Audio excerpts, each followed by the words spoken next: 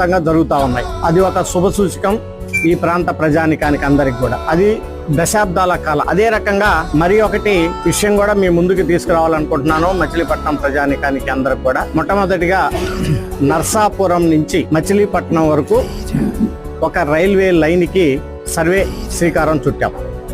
అది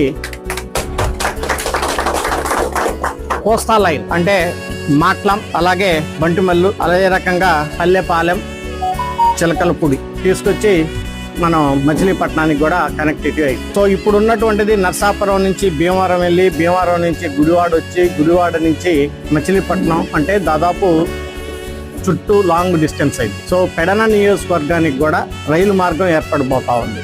అదొక శుభసూచన. రెండవది ఇంకా ముఖ్యమైనది Machilipatnam Repalle railway line. Machilipatnam Repalle railway line ఇది కూడా దివిసీమ